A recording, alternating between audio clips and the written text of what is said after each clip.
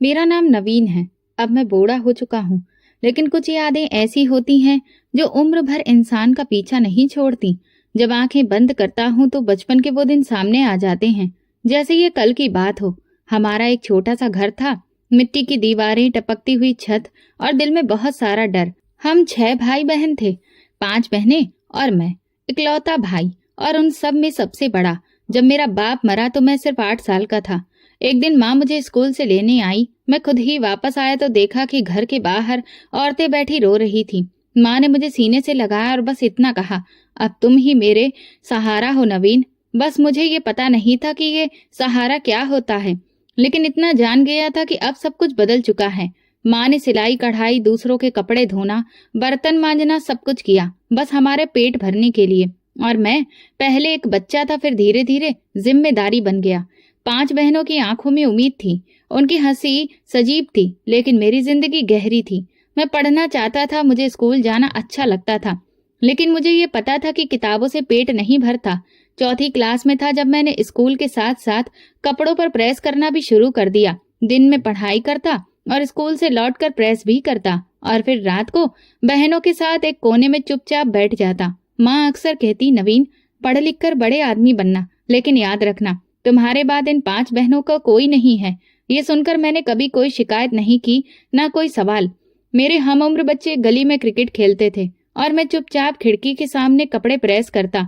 एक दिन जब मैं अपने बोर्ड के एग्जाम दे रहा था, माँ को बुखार था। मैं स्कूल से आकर उनके माथे को छुआ, वो बहुत गर्म था। माँ ने मेरी तरफ देखकर कहा, नवीन, एक दिन तुम टीचर बनोगे। भगवान करे कि तुम भी टाई लगाकर स्कूल जाओ और बोर्ड पर लिखो। मैंने कहा, और मेरी बहनें? वो कहने लगी, भगवान करे तो उनका सहारा बने। ये मेरी माँ की इच्छा थी और मैं उनकी ही इच्छा बनकर जीने लगा। बोर्ड के बाद मैंने पढ़ाई नहीं छोड़ी, लेकिन साथ में अब मैं एक स्कूल में भी काम करने लगा। कभी झाड़ू लगाता तो कभी क्लासरूम साफ करता, बस ताकि पैसों की कमी ना हो। मेरे जूते में छेद हो जाते थे, लेकिन बहनों की चप्पल नई होती थी, यही मेरी खुशी थी। एक रात बहनें आपस में गप्पे लड़ा रही थीं। सबसे बड़ी बहन सोनिया ने कहा, भाई को कहीं बाहर भेज देते हैं, दुबई या सऊदी अरब, फिर हम सबकी जिंदगी बदल जाएगी। मैं खामोशी से दरवाजे के पास बैठा सुन रहा था। माँ ने तुरंत कहा, नवीन कहीं नहीं जाएगा, हमें वो यहीं पर चाहिए। ये सुनकर मुझे पहली बार ये एहसास हुआ कि मेरी मौजूदगी किसी के लिए सुकून है। वक्त चलता रहा जैसे चलता है। मैंने अपना बीए पूरा किया और आखिरकार मेरी मेहनत रंग लाई। फिर सरकारी स्कूल में मेरी टीचर की नौकरी लग गई। उसी दिन माँ की आंखों में आंसू थे, लेकिन वो खुशी के थे। उन्होंने कहा, आज तुम वो बन गए हो जो तुम्हारे पापा बनाना चाहते थे। सरकारी स्कूल में टीचर की नौकरी मिली तो लगा जैसे बरसों की मेहनत का फल मिला हो। माँ ने वो दिन दिवाली की तरह मनाया। मेरे हाथ में सैलरी का पहला लिफाफा आया तो मेरे हाथ में इतने पैसे देखकर मैं खुद को बड़ा आदमी समझने लगा। लेकिन जब उस लिफाफे को खोला और माँ के हाथ में रखा तो चुपचाप माँ की नजर बहनों की तरफ उठी। अब उनके नसीब का वक्त आ गया है नवीन। अब तुम इनके बाप भी हो और भाई भी। सैलरी ज्यादा नहीं थी, लेकिन माँ को भरोसा था कि बेटे की नौकरी सब कुछ बदल देगी। पहले महीने ही मैंने माँ को सिलवाया हुआ सूट सलवार दिया। बहनों के लिए छोटे मोटे तोहफे दिलवाए। उनके चेहरे पर चमक देखी, वही मेरे लिए तनख्वाह की असली उम्मीद थी। लेकिन माँ की आंखों में कुछ और ही था, कुछ दूर की फिक्र। सोनिया 16 की हो गई थी। संतोष का लड़का बाहर से आया हुआ है, बात करके देखो, शायद कोई बात बन जाए। उसके रिश्ते की बातें शुरू हो गईं। हर हफ्ते माँ कहीं न कहीं पर बात करती, लेकिन हर बार यही जवाब आता, लड़की तो अच्छी है, लेकिन दहेज में क्या देंगे। मैं कभी चुप होकर सुनता तो कभी दिल में कुछ खलबलाने लगता। माँ की जुबान रुक रुक कर चलती, हम गरीब लोग हैं, सिर्फ आशीर्वाद दे सकते हैं। एक बार एक साहब मेरी बहनों को देखने आए। माँ ने कपड़े प्रेस किए, खाना बनाया, बहनें अच्छे से तैयार होकर बैठी। वो चले गए तो माँ ने कहा, कहते हैं कि 2 तोले सोना, फ्रिज और मोटरसाइकिल भी चाहिए। माँ, मेरी पूरी सैलरी मिलकर भी इन तीनों में से कुछ भी नहीं आएगा। जानती हूँ बेटा, लेकिन सोनिया भी कब तक बैठी रहेगी। शादी की उम्र, ससुराल के सपने, ये सब कुछ मेरी बहनों के लिए कहानी बन चुके थे। मैं जहाँ भी रिश्ते देखता, हर जगह एक ही सवाल होता, दुल्हन के साथ क्या दे रहे हो। एक दिन मैं स्कूल से वापस आया तो माँ चुपचाप बैठी हुई थी। संतोष के घर वालों ने कह दिया है कि बिना सामान के शादी नहीं करेंगे। मैंने खामोशी से पानी पिया और कमरे में जाकर बिस्तर पर लेट गया। दिल में कुछ टूट सा गया था। अगले दिन स्कूल के हेडमास्टर से कुछ पैसे उधार मांगे। वो मेरी आदत जानते थे। बोले, नवीन, सोच कर लेना, कर्ज लेना आसान होता है लेकिन चुकाना बहुत मुश्किल। पर बहन की शादी का सवाल था, इज्जत का सवाल था। इस तरह मैंने पहले कर्ज लिया, फिर दूसरा, तीसरा, और देखते ही देखते सोनिया की शादी हो गई। सादगी से हुई, लेकिन मुझे पता था कि सादगी के पीछे छिपे हुए कर्ज के पीछे कितनी कड़ियां जुड़ी हुई हैं। सोनिया के ससुराल वालों ने शादी के बाद कहा, शुक्र है कुछ तो दिया। मैंने सर झुका लिया, न बोल सका न कुछ सुन सका। बाकी 4 बहनें अभी बाकी थीं और रिश्ते वाले हर बार एक नई लिस्ट लेकर आते थे। माँ हर बार कहती, हम और क्या कर सकते हैं। एक दिन मेरे दोस्त कबीर ने कहा, अरे यार, तू कब शादी करेगा, तेरी भी तो उम्र निकल रही है। मैंने मुस्कुराकर बोला, जब सब बहनों के लिए फर्ज अदा कर दूंगा। अभी मेरे पास फुर्सत नहीं है। माँ तो कुछ कहती होगी ना। कहती है, पहले बहनों की फिक्र करो, बाद में अपनी। फिर दूसरी बहन का रिश्ता तय हुआ। इस बार दहेज में अलमारी, बेड और एलईडी टीवी की मांग हुई। मैंने सुना तो हंसने लगा। ये तो जैसे खरीदारी की लिस्ट है। माँ ने आंखें चुराते हुए कहा, बेटा, जो दे सकते हो दे दो, बाकी भगवान की मर्जी। अब कर्ज का बोझ और बढ़ गया था। लेकिन बहन की विदाई के बाद जब वो माँ को मुड़कर देखती है तो लगा कि शायद ये आंसू कर्ज से ज्यादा कीमती थे। तीसरी बहन की शादी पर मैंने सोना गिरवी रखवाया। चौथी की शादी पर मैंने मोटरसाइकिल बेच दी। 5वीं की शादी पर तो मैंने तनख्वाह के आखिरी कागज तक गिरवी रखवा दिए। और इस तरह 5 बहनें अपने घर की हो गईं। जब 5 बहनें अपने घर को चली गईं तो माँ ने एक शाम चाय के साथ कहा, नवीन, अब तुम्हें भी घर बसा लेना चाहिए। अब ये घर बहुत सुनसान लगने लगा है। मैं चुप रहा। कमरे की खिड़की से बाहर देखते हुए सिर्फ इतना बोला, माँ, कर्ज अभी बाकी है। माँ बोली, कर्ज तो जिंदगी भर रहेगा, मगर तेरे सर पर छत तो होनी चाहिए जो तेरी हो। पत्नी तुम्हारे दुख की साथी बनेगी। माँ की बात को मैंने टाला नहीं, बस सुना और चुप रहा। 2 हफ्ते बाद माँ ने दोबारा से बात छेड़ी। मेरी सहेली की बेटी सीमा अच्छी लड़की है, अगर तुम तैयार हो तो बात आगे बढ़ाऊं। आंटी का घर हमसे ज्यादा गरीब था। सीमा पढ़ी लिखी थी, नरम मिजाज की, लेकिन मुझे ये रिश्ता किसी मजबूरी के जैसे लगता था। फिर भी माँ की खुशी के लिए मैंने हाँ कर दी। माँ को बस ये भरोसा था कि पत्नी घर की होनी चाहिए, समझदार हो। मैंने भी ज्यादा सवाल नहीं किया। शादी बहुत ही साधारण तरीके से हुई। आंटी ने 2 जोड़ी कपड़े, एक गैस चूल्हा और एक कुकर देकर अपनी बेटी को विदा कर दिया। दिल में कुछ खटका, लेकिन जुबान बंद रखी। सीमा हमारे घर आ गई। वो बात कम करती थी, सुनती ज्यादा थी। हर वक्त माँ के साथ लगी रहती, घर के कामों में भी साथ देती। लेकिन दिल का वो हिस्सा जो मोहब्बत देना जानता था, वो शायद कहीं और ही उलझा हुआ था। पहले दिन ही माँ ने धीरे से मेरे कान में कहा, तुम्हारी पत्नी है, नई दुल्हन है, उसके साथ नरमी से पेश आना। मैंने धीरे से सर हिला दिया, लेकिन अंदर ही अंदर कुछ खोखला सा था। उसका कोई भी दहेज नहीं था, न बेड, न किचन सेट और न सोने का कोई जेवर। हर वो चीज जिसे मैं सालों से बहनों की शादी में लेता देखता आया था, अब मेरी अपनी शादी में कहीं भी दिखाई नहीं दे रही थी। एक दिन जब मोहल्ले के पुराने दोस्त ने मुझसे हंसकर मजाक में कहा, नवीन, दुल्हन के साथ क्या क्या आया है, मैं चुप हो गया। उसी दिन पहली बार दिल में चुभती हुई चोट लगी। सीमा ने किसी दिन मेरे लिए बिरयानी बनाई। मैंने चखी और बस इतना कहा, ये सब कुछ भी तुम्हारी माँ के दहेज के जैसा है, बिल्कुल बिना स्वाद का। उसने कुछ भी नहीं कहा, चुपचाप बर्तन उठाकर किचन में चली गई। माँ ने बाद में कहा, नवीन, वो तो बेचारी है, तुम्हारे साथ निभाने आई है। उसका इसमें क्या कसूर है कि उसके माँ बाप ने कुछ भी नहीं दिया। कसूर वही है माँ कि वो खाली हाथ आई है। मैंने बहनों की शादी में दुनिया भर का सामान दिया था, किसी ने खाली हाथ नहीं अपनाया, और मैं सब कुछ बर्दाश्त करके खाली हाथ अपना लिया। माँ ने मुझे ध्यान से देखा, जैसे कहना चाहती हो कि ये कौन बोल रहा है, मेरा बेटा या कोई और। वक्त गुजरता रहा। सीमा हर दिन कोशिश करती रही कि घर का सुकून बना रहे, लेकिन मेरी बातें, मेरे ताने उसके सब्र को लगातार आजमाते रहे। मैंने कभी खुलकर प्यार नहीं जताया और ना ही कभी कुछ अच्छा कहा। वो मेरे लिए सिर्फ एक औरत थी जो मेरी जिंदगी का हिस्सा तो बन गई थी, लेकिन दिल का नहीं। फिर एक दिन माँ ने बताया, सीमा उम्मीद से है। मैंने हैरत से उसकी तरफ देखा, फिर सिर हिलाकर कमरे में चला गया। 9 महीने गुजरे। एक दिन अस्पताल से फोन आया, बधाई हो, आपको बेटी हुई है। मैंने फोन बंद कर दिया, बस्ता उठाया और स्कूल चला गया। ना अस्पताल गया और ना ही बच्ची को देखा। शाम को माँ ने बताया, बच्ची बहुत प्यारी है, बिल्कुल तुम्हारे जैसी आंखें हैं। तो क्या करूंगा, बेटा होता तो शायद खुशी भी होती। सीमा ने बेटी का नाम माही रखा। वो उसके आसपास ऐसे घूमती रहती जैसे वो कोई खजाना हो। मैंने कभी उसे गोद में नहीं उठाया, ना ही कभी माही को प्यार से बुलाया। एक बार माँ ने मुझे झकझोरते हुए कहा, तुम्हारी बेटी है, तुम्हारा ही खून है, कुछ तो प्यार दिखाओ। प्यार? मैं तो बारिश चाहता था, बेटी का क्या फायदा। सीमा ने तब भी कुछ नहीं कहा, बस माही को अपनी गोद में लिया और अंदर कमरे में चली गई। मैं शाम को बाहर बैठकर चाय पीता रहा, जैसे कुछ खास नहीं हुआ। मोहल्ले की औरतें देखने आईं, बेटी मुबारक हो, और मैं जबरदस्ती मुस्कुराकर कहता, ठीक है। दिल में चुभन बढ़ती जा रही थी, हर चीज में कमी महसूस होती। पत्नी की खामोशी, बेटी की मौजूदगी, सब कुछ एक बोझ लगने लगा था। माही के पैदाइश के बाद घर में खामोशी आदत हो गई थी। सीमा सुबह से शाम तक बस माही के आगे पीछे घूमती, काम संभालती, और मैं नौकरी, कर्ज और अपनी उलझनों में ही उलझा रहता। लेकिन इस रूटीन को तोड़ने में ज्यादा वक्त नहीं लगा।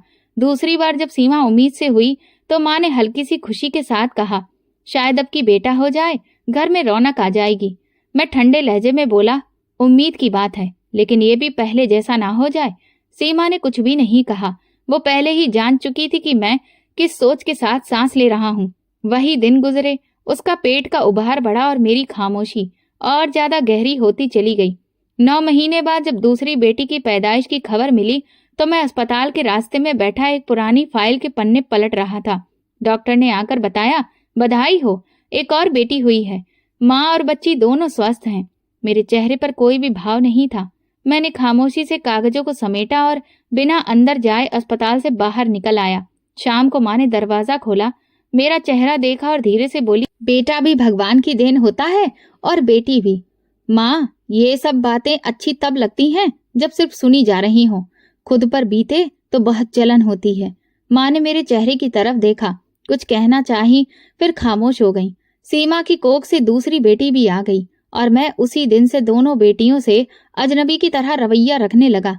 माही अब 2 साल की हो गई थी और नई पैदा हुई बेटी भी अब अपनी माँ की गोद में थी। मेरे लिए दोनों सिर्फ एक बोझ और एक जिम्मेदारी थी। एक दिन मैं स्कूल से आया तो माँ ही दरवाजे पर खड़ी थी। छोटे हाथों में पानी का गिलास था। मैंने गिलास पकड़ा और तेज लहजे में कहा, गिर जाएगा, ये काम बड़ों का है। वो डर गई, पीछे हटी और सीमा उसे अपने साथ ले गई। माँ पास बैठी हुई थी, बोली, बच्ची है, अपने पिता से प्यार चाहती है, ना कि डांट। प्यार बेटे से होता है माँ, बेटियों से तो सिर्फ खर्च बढ़ जाते हैं। माँ ने अपने पल्लू को ठीक किया और कहा, बेटियों को जब तुम ही नहीं अपनाओगे तो फिर दुनिया क्या करेगी। उन दिनों माँ की तबीयत खराब रहने लगी थी, कभी कमर में दर्द, कभी बुखार। मैं दवाई उनके लिए खरीद कर लाता, लेकिन वक्त अब उनके हाथ से निकल रहा था। वो अक्सर कहती, तुम दिल से बहुत कठोर होते जा रहे हो नवीन, भगवान तुम्हें नरमी दे। मैं जवाब देता, माँ, वक्त ने नरम रहने की इजाजत कब दी है। कुछ महीनों बाद माँ बिस्तर से ना उठ सकी। मैंने स्कूल से छुट्टी ली, डॉक्टर बुलाया, दवा लेकर आया, लेकिन वक्त की मार से कोई नहीं बचा।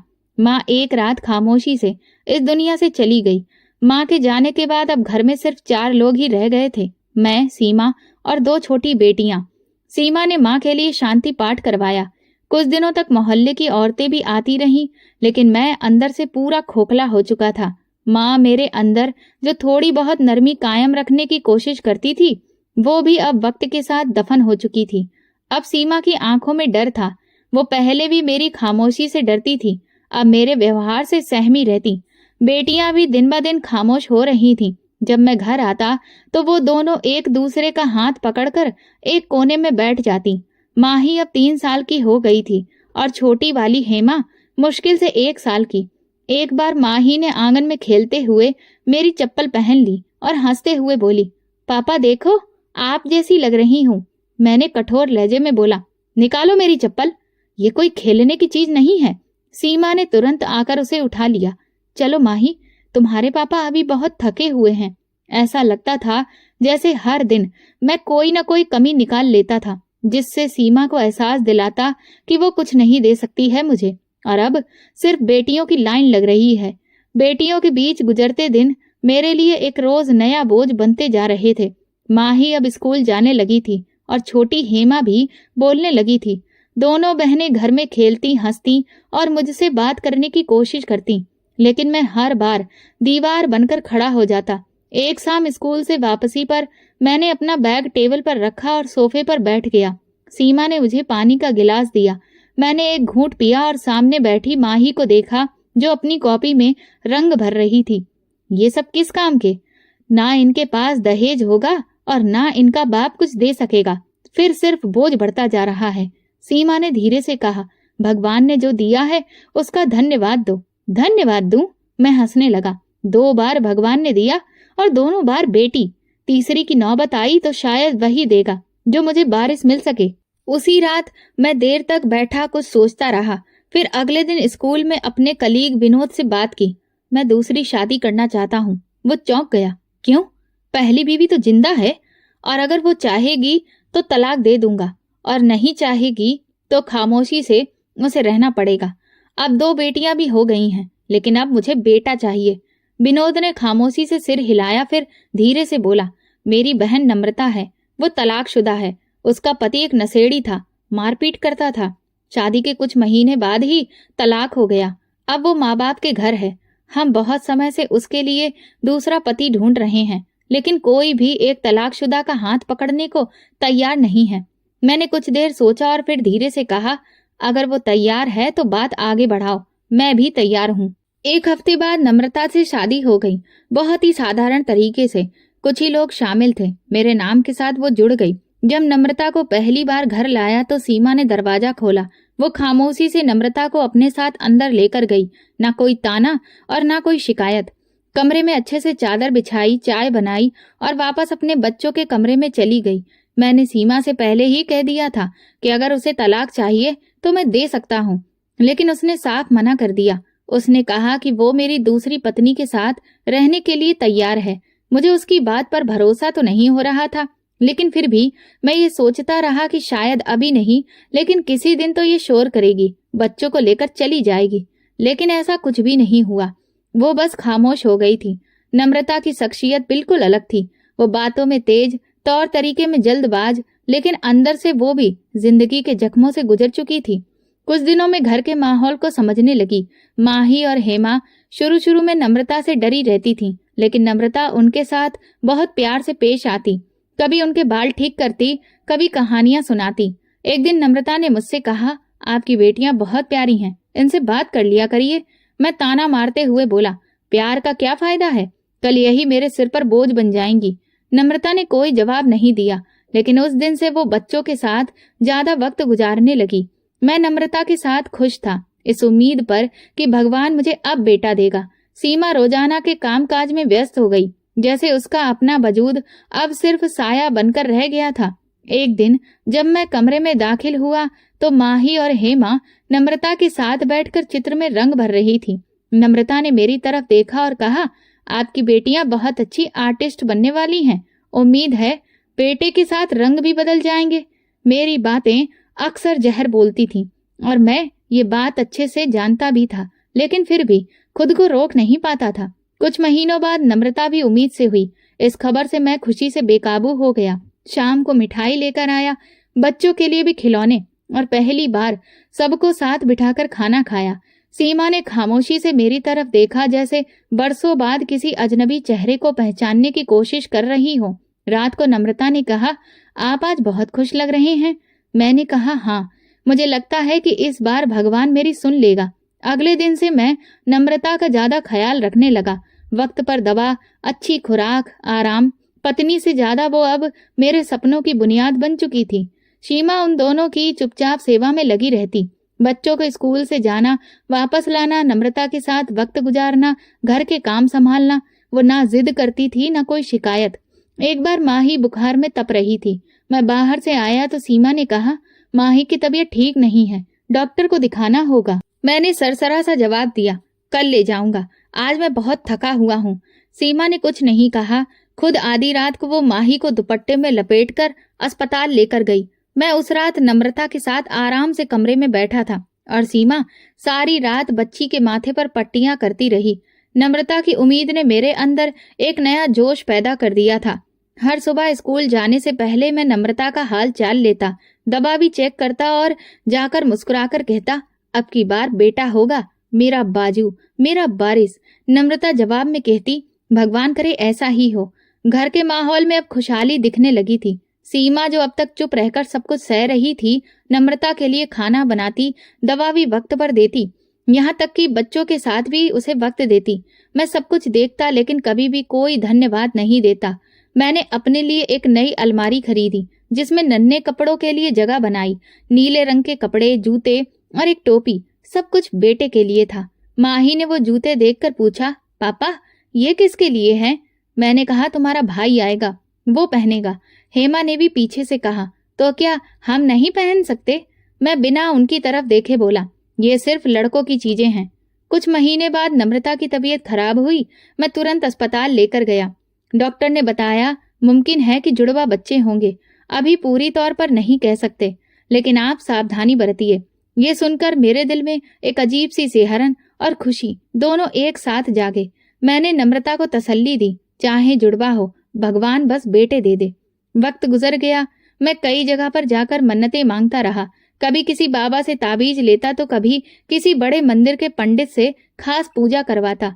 आखिरी दिन आया तो मैं नम्रता को अस्पताल लेकर गया। ऑपरेशन थिएटर में ले जाते वक्त उसने मेरा हाथ पकड़कर कहा, आप नाराज तो नहीं होंगे?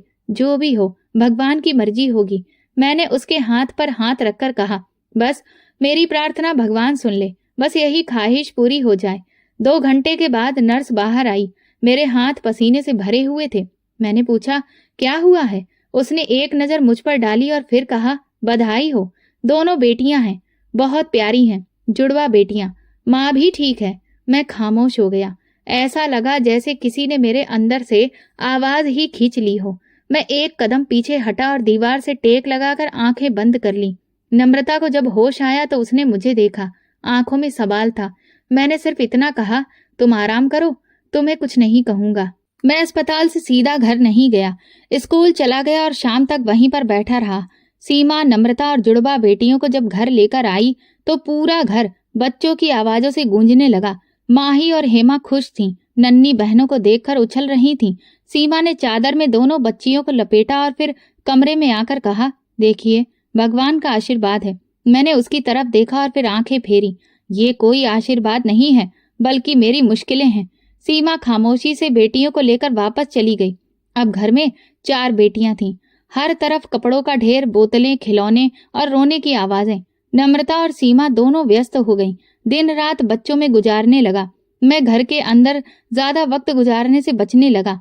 स्कूल के बाद देर तक बाहर बैठा रहता, कभी किसी दोस्त के घर तो कभी किसी और जगह। एक दिन माही मेरे पास आई, हाथ में कागज था। पापा, स्कूल से मुझे स्टार मिला है, देखिए। मैंने कागज पढ़कर टेबल पर रख दिया। ठीक है, अब जाकर पढ़ाई करो। माही ने पूछा, पापा आप खुश नहीं हुए? मैंने कठोर लहजे में कहा, जब तुम में से कोई अच्छा कुछ काम कर लेगा तब खुशी मनाऊंगा। वो चुपचाप वापस चली गई। 4 बेटियों की मौजूदगी मेरे लिए रोज एक सवाल बन गई थी। स्कूल में बैठा रहता तो हिसाब किताब करता, कितने कपड़े लगते हैं, कितनी फीस चाहिए, खाने का खर्च, दवा, स्कूल, किताबें और फिर शादियों का बोझ अलग। मेरे अंदर से हर रोज एक ही बात बोलती थी, तुम्हारे पास सिर्फ जिम्मेदारियां हैं, कोई सहारा नहीं है। घर आता तो हर तरफ बच्चों की आवाजें होती। कभी माही कहती, पापा देखिए मेरी नई कॉपी। कभी हेमा, पापा आज मैंने स्कूल में गाना सुनाया था। और बाकी छोटी बच्चियां मेरे आसपास घूम रही होती, लेकिन मेरे कान उन आवाजों से भर गए थे। मुझे वो शोर लगता था जिससे भागने का कोई रास्ता नहीं था। नम्रता और सीमा थक चुकी थी। सीमा पहले से ही खामोश मिजाज थी, अब और ज्यादा ढली हुई थी। हर सुबह बच्चियों का नाश्ता, स्कूल, कपड़े, नहाना और दोपहर का खाना संभालती। नम्रता छोटी बच्चियों के साथ जुड़ी रहती। दोनों बीवियां घर चलाती थीं और मैं सिर्फ गुजारा करता था। एक शाम जब मैं गेट से बाहर आया, माही ने दरवाजा खोलकर मुस्कुराकर बोली, पापा आपके लिए हमने तस्वीर बनाई है, देखिए। मैंने तस्वीर देखे बिना ही कहा, पहले पानी लेकर आओ। माही ने तस्वीर नीचे रखी और दौड़कर किचन में गई। पानी लेकर आई, लेकिन मेरे हाथ में गिलास देते वक्त जरा सा पानी गिर गया। अंधी हो गई हो क्या? गिलास भी पकड़ना नहीं आता? मैं चिल्लाकर बोला। वो घबरा गई और तस्वीर के कागज पर पानी गिर गया। ये मेरी तस्वीर खराब हो गई, वो बोली, लेकिन मैं पलटकर कमरे में चला गया। नम्रता ने कहा, माही सारा दिन वही तस्वीर बना रही थी, सिर्फ आपके लिए। मेरे पास वक्त नहीं है फिजूल की चीजों के लिए। मेरे दिमाग में कुछ और चल रहा था, दिमाग में सच में कुछ और ही चल रहा था। हफ्तों से एक ख्याल मेरे साथ सोता जागता था, एक आखिरी रास्ता, एक हल जो मुझे उन सब बोझ से छुटकारा दिला सकता था। पहले उसे ख्याल समझा और फिर अब वो फैसला बन चुका था। एक दिन मैंने सीमा से कहा, कल छुट्टी है, बेटियों को बाहर ले चलेंगे, नदी के किनारे। सीमा ने हैरत से देखा, आप खुद कहीं लेकर जा रहे हैं? हाँ, वक्त देना चाहिए उनके लिए। माँ ही खुशी से उछल पड़ी, पापा हमें लेकर चलेंगे क्या सच में? हेमा ने तुरंत कहा, मैं अपना रंग बिरंगा दुपट्टा पहनूंगी। छोटी बच्चियां कुछ समझ न सकी, लेकिन माँ ही सबको एक एक करके हिदायत दे रही थी कि कौन क्या पहनेगा, कैसे तैयार होंगे। घर में कई दिन बाद खुशी सी दिख रही थी, लेकिन वो खुशी सिर्फ उनके लिए थी। मेरे अंदर खामोशी थी, एक प्लान था। अगले दिन मैंने सुबह नाश्ता किया, सबको तैयार होने के लिए कहा और गाड़ी निकाली। सीमा और नम्रता दोनों ने साथ चलने की इच्छा जताई, लेकिन मैंने मना कर दिया। आज सिर्फ बेटियों के साथ वक्त गुजारना चाहता हूँ, कुछ यादें बनानी हैं। सीमा ने कोई एतराज नहीं किया, बस एक बार माही के बाल ठीक किए और धीरे से बोली, पापा का कहना मानना, सबकी देखभाल करना। रास्ते में बेटियां गाने गुनगुना रही थीं, एक दूसरे से हंस हंस कर बातें कर रही थीं। मैं खामोश था, सिर्फ गाड़ी चला रहा था। नदी का किनारा सुनसान था, हवा में नमी थी और पानी की लहरें काफी तेज। बेटियां एक साथ गाड़ी से उतरी और दौड़कर नदी के किनारे गईं। माही ने कहा, पापा नदी कितनी अच्छी लग रही है। मैंने एक पल के लिए उनकी तरफ देखा, मासूम चेहरे, मुस्कुराती आंखें, और मैंने दिल की दीवार को और ज्यादा कठोर कर लिया। माही मेरे पास आई, हाथ पकड़कर बोली, पापा आप भी पानी के पास चलिए, हम सब खेलेंगे। मैंने कहा, हाँ मैं अभी आता हूँ, तुम सब जरा सामने खड़ी हो जाओ, एक तस्वीर खींचनी है। सारी बेटियां खुशी से एक लाइन में खड़ी हो गईं। लहरें उनके पीछे शोर कर रही थीं। मैं एक एक करके उनके पास गया, उनके सर पर हाथ रखा और फिर पहली को धक्का दे दिया। वो चिल्लाकर पानी में गिरी। दूसरी को देखने का एक मौका भी नहीं दिया, वो भी बहा दी। तीसरी और चौथी, हर धक्का एक फैसला था, हर चीख एक सवाल थी, लेकिन मैं जवाब देने के मूड में नहीं था। कुछ लम्हों में ही वो नदी अपनी लहरों के साथ मेरी बेटियों को निगल चुकी थी। मैं कुछ कदम पीछे हटा और नदी को देखता रहा। मेरे अंदर कोई आवाज नहीं थी, ना कोई पछतावा, ना कोई डर। वापस आकर मैं गाड़ी से मुड़ा, पीछे देखा, पानी चल रहा था, जैसे कुछ हुआ ही नहीं। घर पहुंचा तो सीमा और नम्रता दरवाजे पर खड़ी थी। मैं गहरी सांस लेते हुए बोला, नदी का पानी अचानक बहुत बढ़ गया था, सारी बेटियां बह गईं। मैं कुछ भी नहीं कर सका। सीमा जमीन पर बैठ गई, हाथ मुंह पर रख लिया और नम्रता की आंखें फैल गईं। मैं बस खामोशी से अंदर चला गया और दरवाजा बंद कर दिया। सीमा अभी तक दरवाजे के पास बैठी थी और नम्रता पत्थर बनी खड़ी थी। मेरे मुंह से निकली एक बात, नदी का पानी बहुत तेज था। सब कुछ पल भर में हो गया और बस। ना मैं रोया, ना कोई दुख दिखाया। सीमा की आंखों से आंसू टपक रहे थे, लेकिन जुबान जैसे बंद थी। नम्रता की सांसें तेज हो गईं, पर उसने एक शब्द नहीं कहा। मैं सीधा कमरे में चला गया था और बिस्तर पर लेट गया, जैसे एक थका हुआ आदमी जो बहुत कुछ बर्दाश्त करके वापस आया हो। अगले दिन मोहल्ले में एक नई कहानी फैल गई कि नदी का बहाव बहुत तेज आया, जिसमें 4 बच्चियां बह गईं। किसी ने भी सवाल नहीं किया, किसी ने भी शक नहीं किया। सीमा ने रिश्तेदारों को खुद फोन करके एक साधारण तरीके से कहा, फिर लोग आए, दुख जताया और चुपचाप चले गए। 3 दिन स्कूल से छुट्टी ले ली। तीसरे दिन नम्रता ने कहा, अगर आप चाहें तो कुछ दिन के लिए शहर से बाहर चलते हैं, दिमाग हट जाएगा। मैंने ठंडी सांस लेते हुए कहा, ये सब किस्मत की बात है, बस अब आगे बढ़ना है। कुछ महीने बाद नम्रता ने बताया कि वो फिर से उम्मीद से है। मैंने तुरंत नजर उस पर जमा ली। भरोसा है? हाँ, टेस्ट पॉजिटिव आया है। मैंने इस बात में सिर हिलाया और बिना कुछ कहे घर से बाहर निकल गया। सीमा ने जब सुना तो कुछ देर के लिए पत्थर रह गई, फिर बस इतना बोली, भगवान सब ठीक करे। इस बार मैं किसी भी बाबा के पास किसी से कोई खास पूजा करवाने या मन्नत मांगने के लिए नहीं गया। मैं सिर्फ खामोश रहा। और फिर जब वक्त आया, नम्रता ने एक बेटे को जन्म दिया। बेटे की पैदाइश पर पहली बार मैं अस्पताल के कमरे में खुशी से घूम रहा था। मैंने बेटे को गोद में लिया, माथे पर चूमा और कहा, अब मेरा बारिश आया है। नम्रता थकी हुई मुस्कुरा रही थी। सीमा कमरे के एक कोने में खड़ी हुई सब कुछ खामोशी से देख रही थी। मैंने पहली बार सीमा से निगाह मिलाई और धीरे से कहा, भगवान ने भले ही देर से ही सही लेकिन मुझे दे दिया। सीमा ने हल्की मुस्कान दी। कुछ देर बाद वो कमरे से बाहर चली गई। बेटे का नाम मैंने खुद रखा, आदित्य। पहला दिन, पहला नाम, पहला एहसास, जिसे मैं बरसों से महसूस करना चाहता था।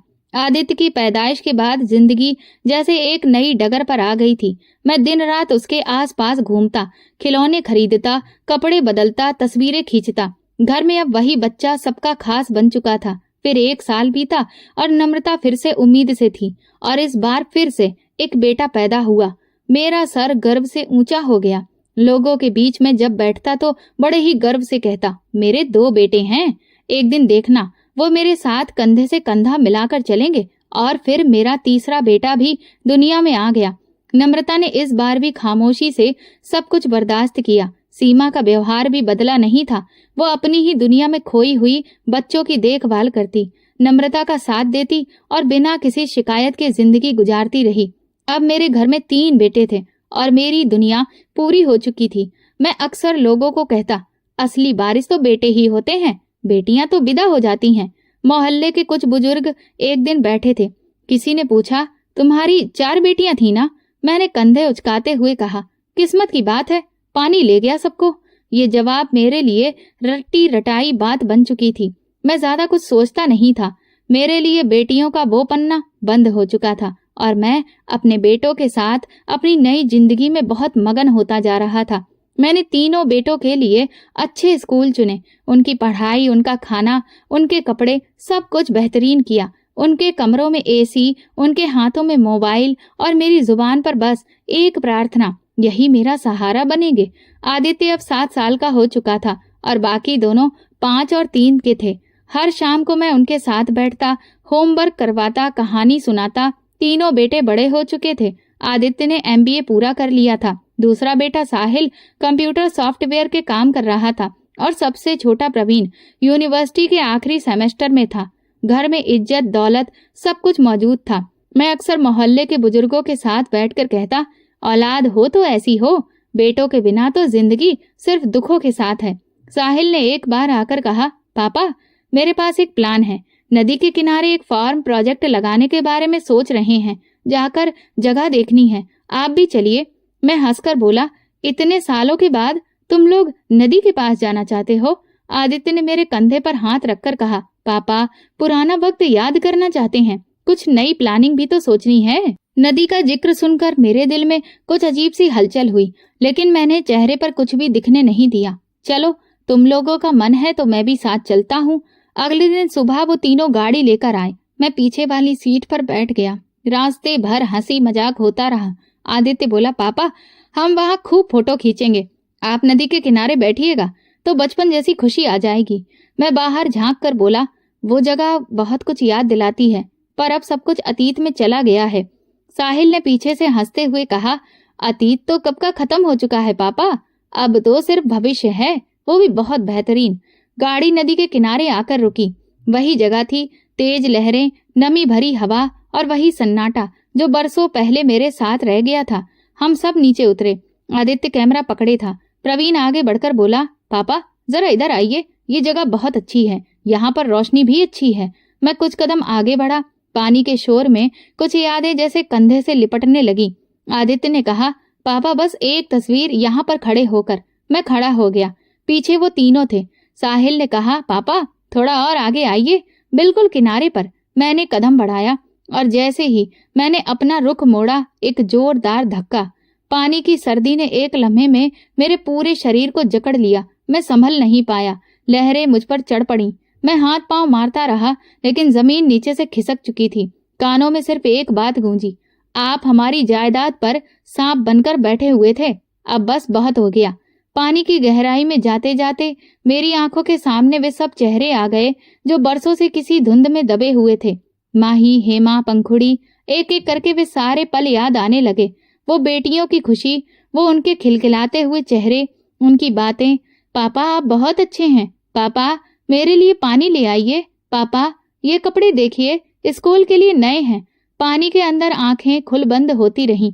मैं ऊपर की तरफ हाथ बढ़ाता, पर कोई भी हाथ पकड़ने वाला नहीं था। पहली बार मुझे लगा कि मैं सच में अकेला हूँ। जो बेटे मेरे बारिश थे वो फैसला सुना चुके थे।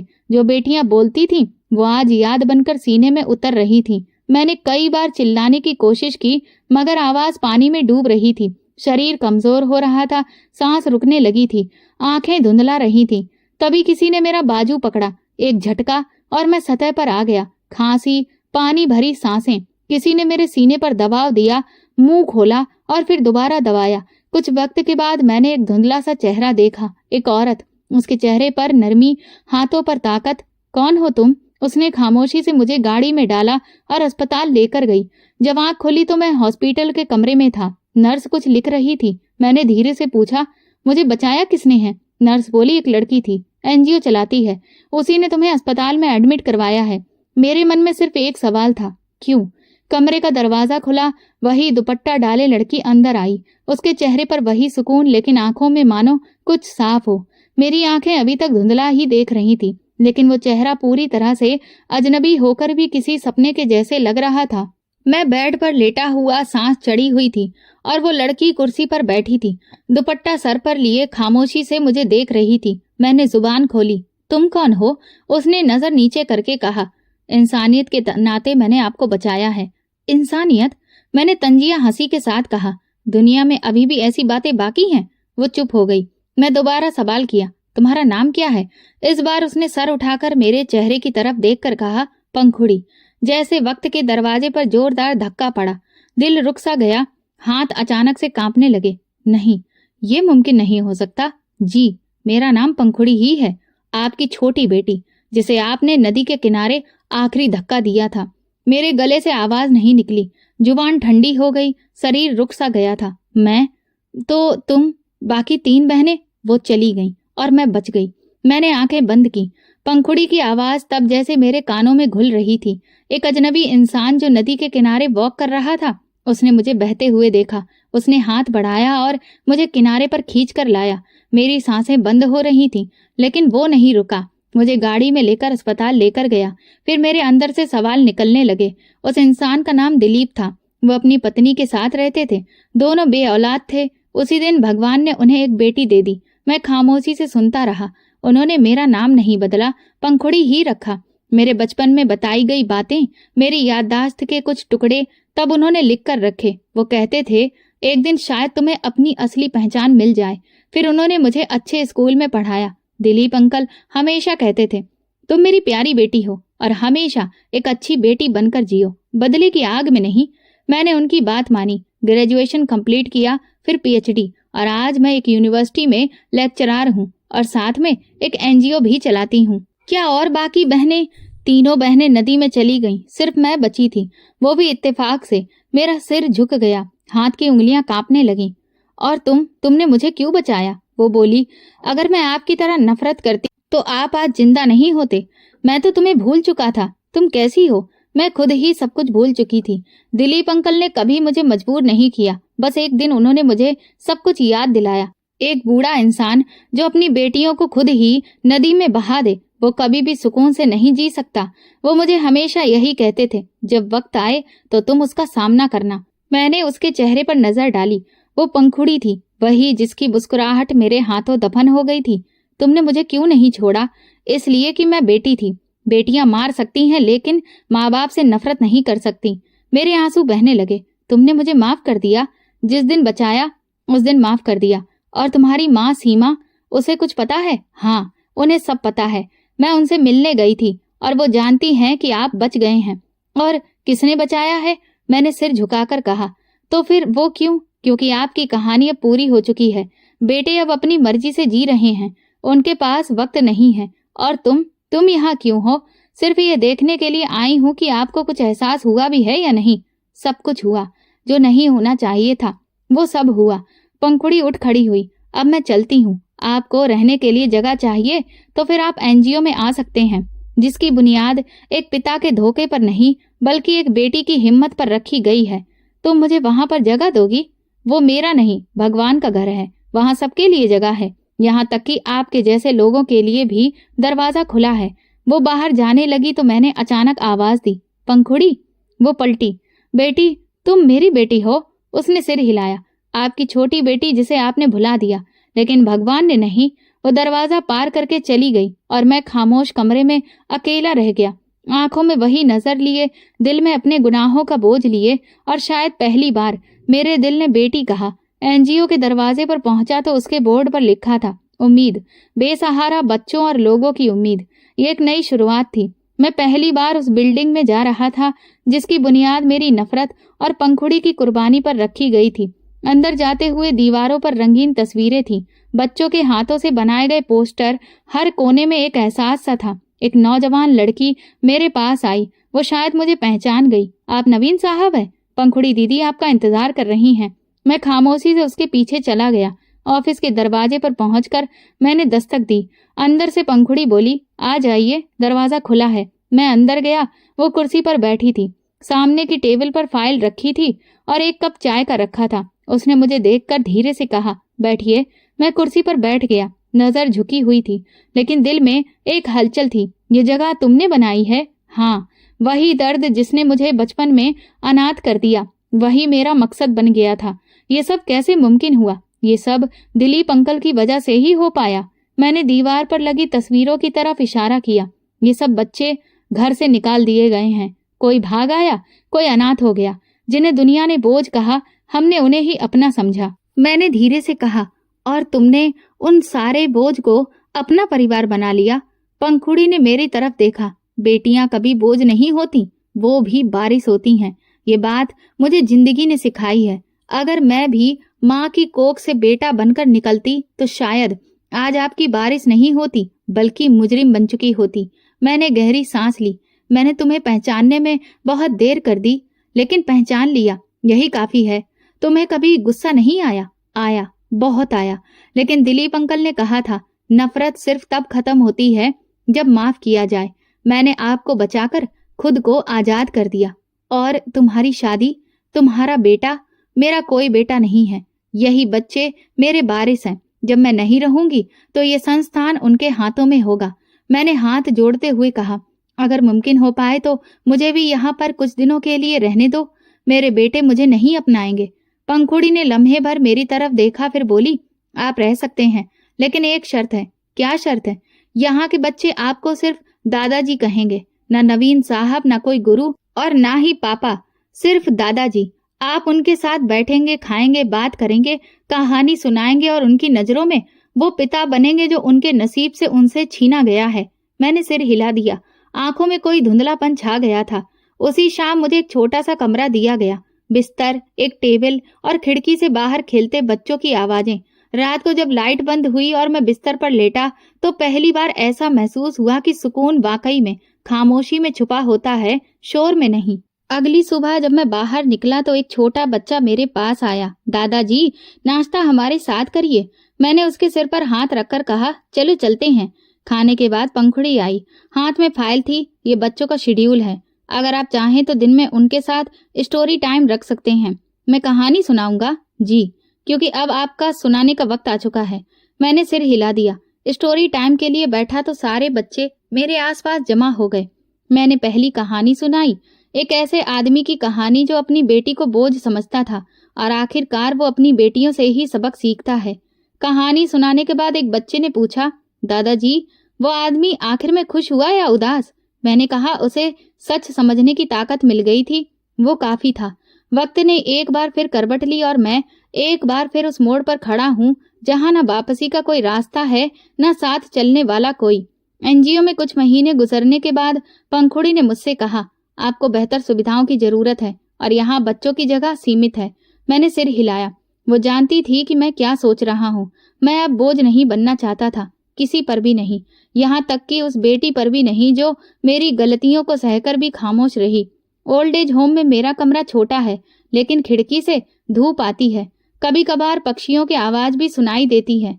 यहाँ रहने वाले सब अपने अपने किसी को लिए बैठे हैं, और मैं भी। जब पहली बार यहाँ पहुंचा तो गेट पर बैठे नौजवान ने सवाल किया, नाम क्या है? नवीन। कोई रिश्तेदार? मैंने कुछ देर सोचा और फिर धीरे से कहा, एक बेटी है, पंखुड़ी नाम है, वही मुझे लेकर आई। वो नौजवान बोला, बहुत सारे लोग तो बेटी की जगह बेटों का नाम लेते हैं, मगर छोड़ने फिर भी बेटियां ही आती हैं। ये बात जैसे मेरे सीने पर बोझ बनकर टिक गई। पत्नियों की बात करें तो सीमा अब इस दुनिया में नहीं, वो एक दिन खामोशी से चली गई। पंखुड़ी ने ही मुझे आकर बताया था, सीमा माँ आखिरी वक्त तक आपकी ही फिक्र करती रही। मैंने हाथ जोड़कर कहा, भगवान अब उसका हिसाब मुझसे लगाना। मैंने उसे दिया ही क्या था। नम्रता अपने बेटों के साथ एक अलग फ्लैट में रहती थी, जिसके दरवाजे अब मेरे लिए बंद हैं। साहिल और प्रवीण साल में कभी कभार एक बार मुझे फोन कर लेते हैं। आदित्य ने आखिरी बार सिर्फ इतना कहा था, पापा हमें आपसे नहीं बल्कि आपके फैसलों से दिक्कत है। मैंने खामोशी से सुना और फोन बंद हो गया। पंखुड़ी कभी कभार आती है, हाथ में कभी फलों का थैला तो कभी कोई नया कपड़ा या चप्पल। वो आकर पूछती है, आपकी कमर में दर्द तो नहीं है, दवा ली थी सुबह? और मैं सिर हिलाकर जवाब देता हूँ। एक दिन वो अपने साथ एक बच्ची को भी लेकर आई, 6-7 साल की होगी, हाथ में किताब थी। ये मेरे साथ एनजीओ में रहती है, इसकी माँ ने इसे छोड़ दिया था, अब ये मेरे साथ है। वो बच्ची मेरे पास आई और हाथ में किताब पकड़कर बोली, दादाजी आपको पढ़ना आता है? मैंने किताब लेकर कहा, हाँ कभी पढ़ाया करता था। तो फिर मुझे भी पढ़ाइए। पंखुड़ी मुस्कुराई, दादाजी आप सबको कहानी सुनाते हैं? मैंने बेटी को गोद में उठाया और धीरे से कहा, चलो आज मैं तुम्हें एक कहानी सुनाता हूँ, एक ऐसे इंसान की जो सारी जिंदगी गलत सोचता रहा और आखिर में उसे सच का पता चल गया। दिन गुजरते रहे। मेरे कमरे में एक छोटा सा कोना है जिसमें एक रैक रखा था जिस पर कुछ किताबें हैं और उसके बगल में कील पर लटकी एक पुरानी सी तस्वीर, पंखुड़ी की, छोटी उम्र की, जिसे दिलीप अंकल ने बचाया था। हर महीने के कुछ दिनों में पंखुड़ी आती है, दवा चेक करती है, मेरे कमरे की सफाई करती है, मेरी देखभाल करती है। एक दिन मैंने उससे कहा, तुम यहाँ क्यों आती हो? तुम्हारा तो सब कुछ खत्म हो चुका है मेरे साथ, क्योंकि बेटियां अपने माँ बाप से नफरत नहीं करती। ये सुनकर मैंने नजरें झुका ली। मैंने कहा, बेटी ये शब्द मेरे लिए सुकून जैसा है। उसने पूछा, और बाप के लिए क्या कहेंगे? ये शब्द तो किसी गुनहगार की याद दिलाता है। आप दादाजी नहीं, आप पिताजी हैं, लेकिन पिता बनने का अधिकार तभी मिलता है जब आप ये सीख लें कि औलाद क्या है। मैंने सीख लिया है पंखुड़ी, बस बहुत देर से सीखा, लेकिन दिल से सीखा, बस यही काफी है पापा। आखिरी बार जब वो आई तो मेरे बाल और भी ज्यादा सफेद हो चुके थे। उसने मेरे माथे पर हाथ रखा। कभी कभी सोचती हूँ, अगर आपने हमें नदी में धक्का नहीं दिया होता तो आज हम सब जिंदा होते। मैंने कहा, और शायद तुम इतनी मजबूत नहीं होती, शायद मैं पछताता भी नहीं। ये सच है कि तकदीर इंसान को तोड़ देती है, लेकिन ये भी है कि वहीं से उसे जोड़ना भी सिखाती है। तुम खुश हो पंखुड़ी? हाँ, क्योंकि मुझे पता है कि मैं किसी का बोझ नहीं बल्कि बहुत लोगों की ताकत हूँ। मैंने उस दिन पहली बार दिल से प्रार्थना की, भगवान करे कि हर बाप को ऐसी ही बेटी मिले। बस शर्त यह है कि वो अपनी बेटी को बोझ न समझे, हमेशा उसे अपना वारिस समझे। वो जाने लगी और फिर पलटकर बोली, पापा अब आपके दिल में कोई बोझ है? मैंने कहा, नहीं, अब सिर्फ तुम हो और तुम्हारे बचपन की आवाज। वो चली गई और मैं पहली बार अपने कमरे में अकेला नहीं था। मेरी आंखों से बहते हर आंसू अब जान चुके थे कि मैंने क्या किया था। मैं नवीन हूँ और मैं अब जान चुका हूँ कि बेटियां बोझ नहीं होती बल्कि बारिश होती हैं। वो माँ बाप की असली शान और जिंदगी की असली पहचान होती हैं। जो बेटियों को ठुकरा देते हैं, जिंदगी उन्हें उनका आईना जरूर दिखाती है। दोस्तों, आपको क्या लगता है कि नवीन ने जो अपनी बेटियों के साथ किया उसकी असली वजह क्या रही? क्यों उसके दिल में बेटियों के प्रति नफरत पैदा हुई? और क्या वो सच में माफी के काबिल था? ये वीडियो केवल मनोरंजन के उद्देश्य से बनाया गया है। सभी पात्र काल्पनिक हैं। वास्तविक व्यक्तियों, जीवित व्रत या वास्तविक घटनाओं से कोई समानता विशुद्ध रूप से संयोग है। किसी भी व्यक्ति, धर्म या जाति को ठेस पहुंचाने की मंशा नहीं है। अगर आपको हमारी कहानी पसंद आई हो तो प्लीज कमेंट करके जरूर बताएं और इस वीडियो को लाइक करें और शेयर करें और हाइप दें। चैनल पर नए हैं तो सब्सक्राइब करें और नोटिफिकेशन बेल दबाएं ताकि अगली अपडेट सबसे पहले आपको मिले। धन्यवाद।